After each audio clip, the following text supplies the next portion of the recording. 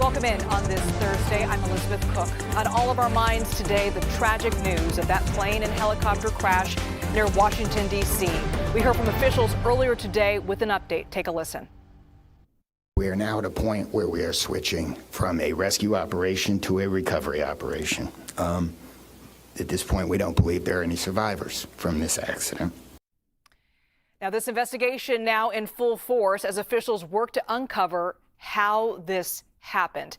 You're looking at the search for debris that could help answer those questions and, of course, recover the victims of those aboard both aircrafts. Now, this deadly plane crash near Reagan National Airport marks the first major U.S. commercial aircraft accident in over a decade. So this is what we know so far about the moments leading up to the crash. Both the American Airlines flight and the military Black Hawk helicopter were flying standard flight patterns before the collision. The crash happened above the Potomac River last night at 8:48 Eastern Time as the American flight approached Reagan National Airport for landing. And a warning for you at home. We're about to show you the moment of impact. And just moments ago, we got this video of the moment the plane and the helicopter collided. You can see that happen right at the top right corner of your screen, that ball of flames you see there. 60 passengers and 4 crew members were on board the American Airlines Flight 5342 from Wichita to Washington. The Black Hawk helicopter was in the process of training a crew of 3 people.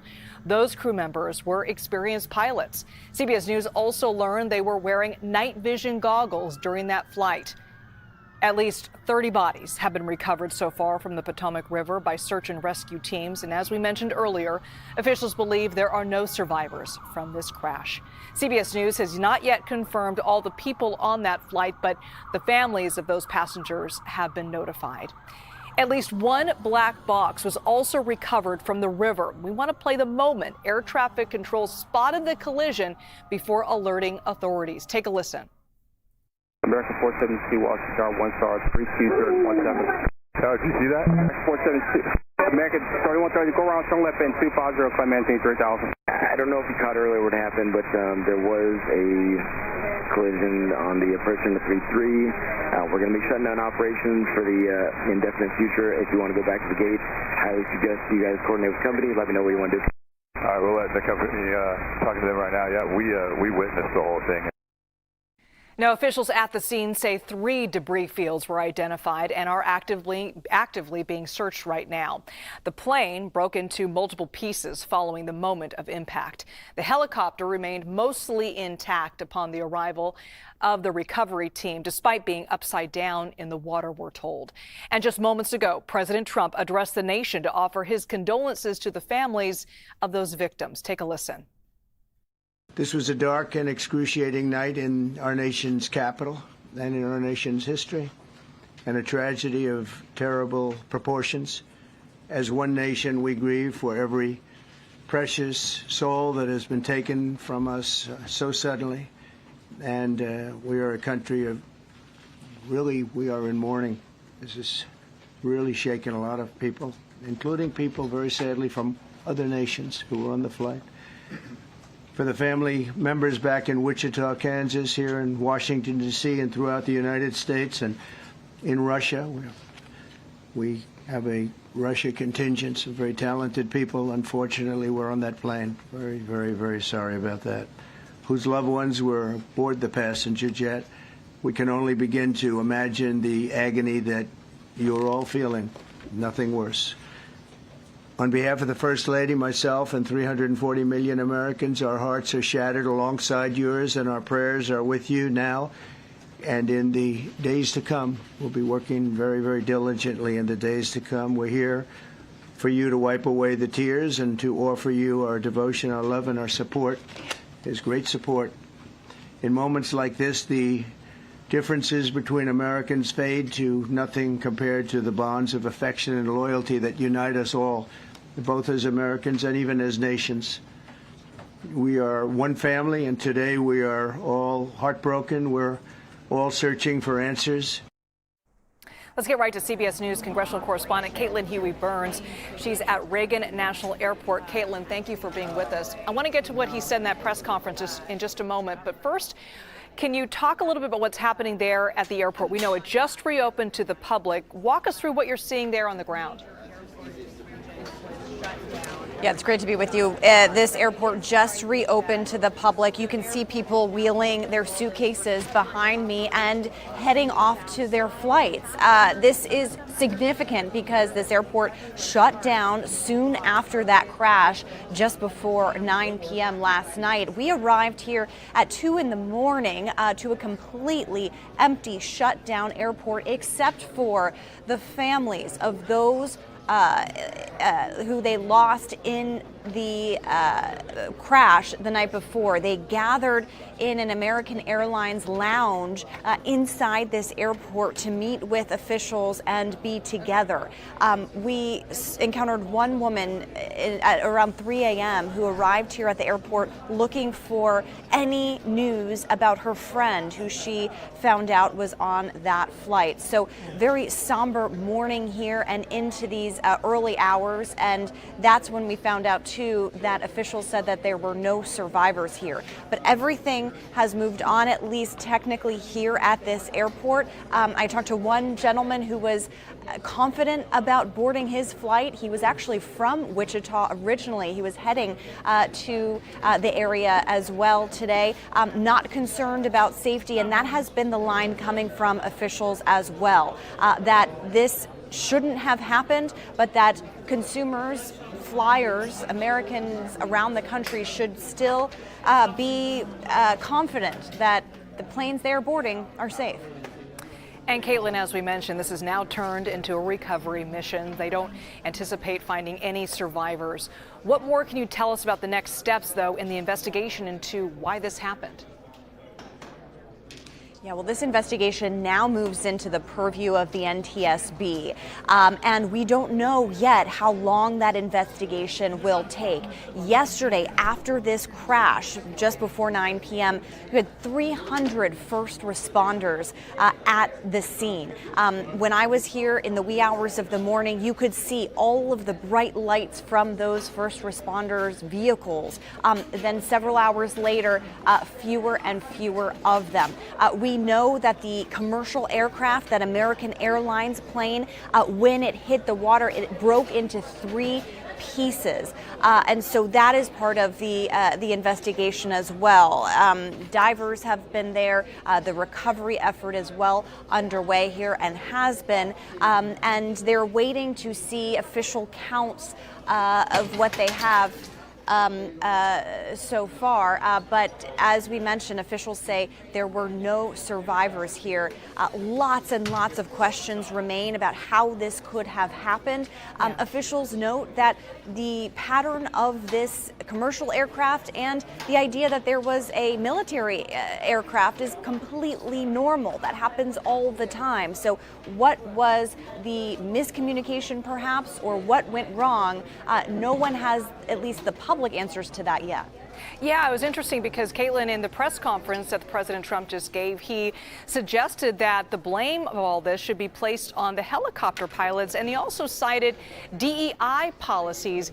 Is there any evidence that you know of, or that officials know of, that points to that being the reason for this crash?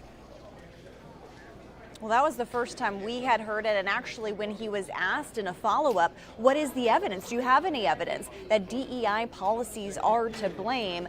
The president said he didn't know, but he thinks it could have been. Now, a little bit of context here, at least to explain those comments. Remember, when the president took office just last week, some of the first executive orders that he signed were to revoke DEI programs at various levels. And you heard from other officials at that press conference, his defense secretary, his vice president, his Secretary of Transportation, who just started this job yesterday after being sworn in, all echoed that sentiment as well. So there is no answer to that, and the president himself had acknowledged that he does not have evidence for that at this point. I want to go back to the victims who were on board this tragic flight, Caitlin. We understand an ice skating club from Boston lost several members of their team in this collision. What more do we know about that? And you also mentioned that there's some Russian nationals that were on this flight. Yeah, also part of that U.S. skating federation. This was a group that had been competing in Wichita and had been making their way back here to Washington.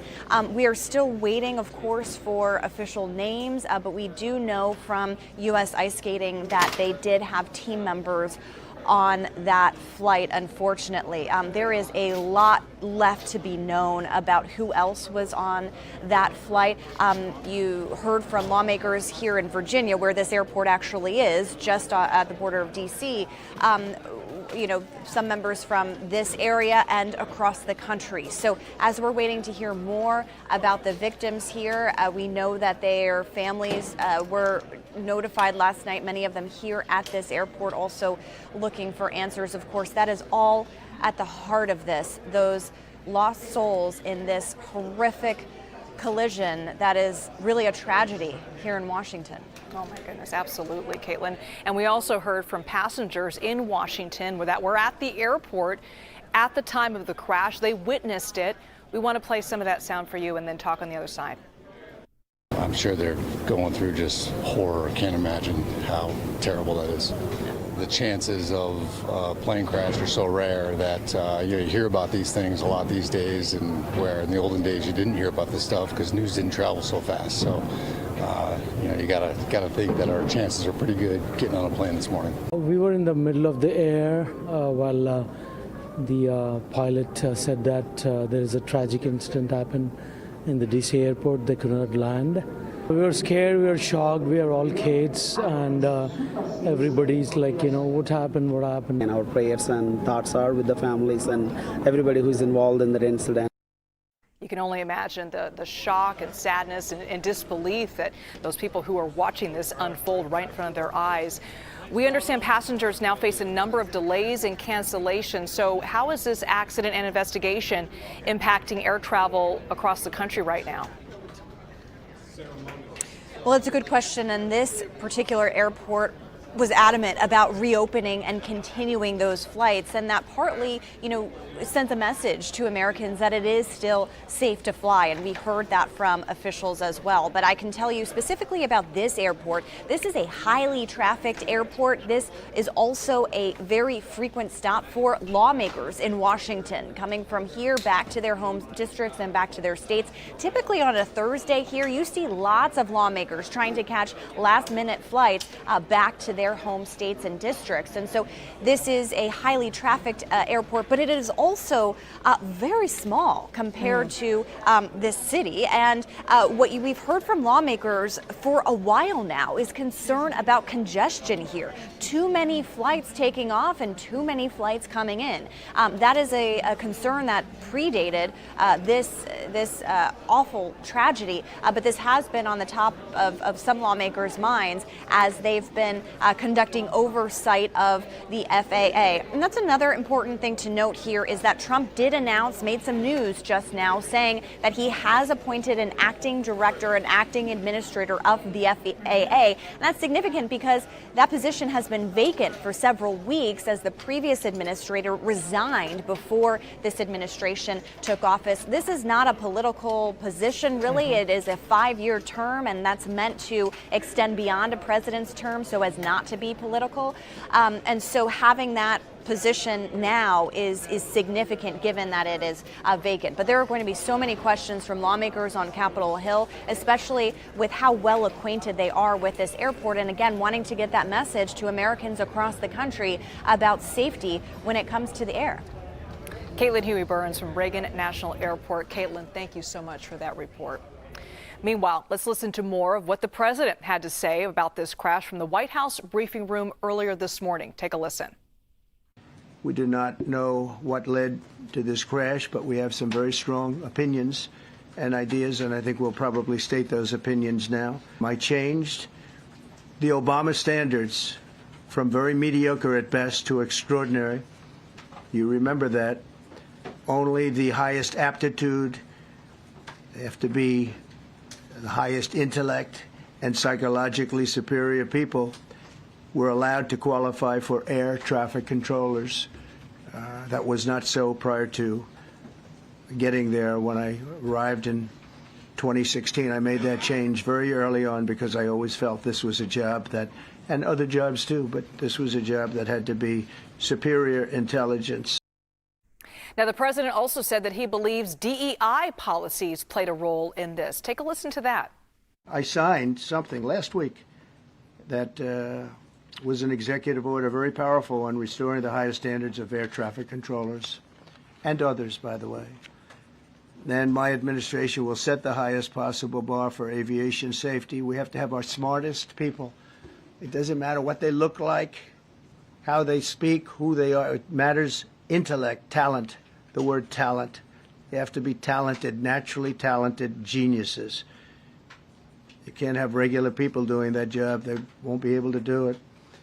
But we'll restore faith in American air travel. I'll have more to say about that. I do want to point out that various articles that appeared prior to my entering office, and here's one. The FAA's diversity push includes focus on hiring people with severe intellectual and psychiatric disabilities. That is amazing. And then it says FAA. All right, let's bring in CBS News senior White House and political correspondent Ed O'Keefe. Ed, thank you for being with us. Has there been any reaction yet to the president's comments during this press conference about DEI policies playing a role in this? Well, Elizabeth, it wrapped up at the top of the hour, so it's hard to know. But what he's doing there, in essence, and he said he was going to do this, was he's jumping to conclusions before an investigation is even underway. And he said, I'm going to do that because he didn't essentially want to have to wait several years until the investigation is over. And what he's doing is essentially drawing attention to a series of steps he's taken since he became president about 9 days ago that are designed to end, curtail, stop funding all sorts of programs in the realm of diversity, equity, and inclusion that he says have permeated the federal government needlessly over the last several years and taken the eye of those agencies and departments off of their primary mission, which in the case of the FAA is safety, which in the case of all the others is up for debate. He would not say, he was asked, and also kind of avoided questions about whether he was seeing something specific in who was involved in this, either in the air traffic control tower or aboard either of the aircraft, that would suggest that somebody in this was hired under one of those programs or is a minority or something else. But that appeared to be what he was inferring, and then began to back off of it throughout the news conference, suggesting instead that, look, mistakes were made, we'll have an investigation. We should point out a few things. He said there will be a systematic investigation involving the FAA, the National Transportation Safety Board, which we're expecting to hold its first news briefing in about 90 minutes or so, and the Defense Department, and then proceeded to sort of engage in what has been a years, if not decades-long debate across parties and presidencies about whether the nation's skies are safe enough and whether those that ensure that they are have the manpower and equipment needed to avoid situations like this one. We've heard, of course, for the last several years, Elizabeth, about close calls on runways from coast to coast, and the concern that air traffic controllers are distracted or not getting enough time off in between shifts to avoid this kind of mistake, and to ensure that pilot training, both civilian and military, is proper so that this kind of thing is avoided.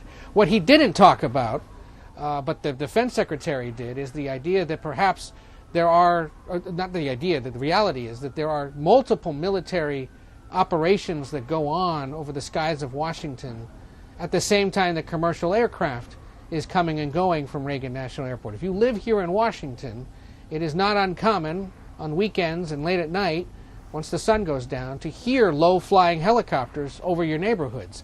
And often people think, well, what happened? Are they looking for someone? And you look up and you realize, oh, it's another Coast Guard helicopter, or it's a military helicopter, and they're doing those low-altitude training missions that they do, because they like to use the Potomac River, which cuts between Virginia and D.C., and kind of come up the banks of that river to the northwest over Georgetown and Georgetown University, and then up into suburban Maryland, circle around, and then head back down the river at low altitude while planes are landing and coming and going from DCA. So that's part of what may have gone on here. In fact, this morning, the president's nominee for Secretary of the Army conceded to senators during a confirmation hearing that perhaps they're going to have to reconsider holding military exercises at that low altitude over the skies of Washington if it interferes with civilian commercial aircraft coming and going from that large airport. And what Caitlin was saying, it is a small place, it is popular with a lot of people who want to be able to get in and out of Washington easily, but you've also got multiple military bases, the Coast Guard, the local and state police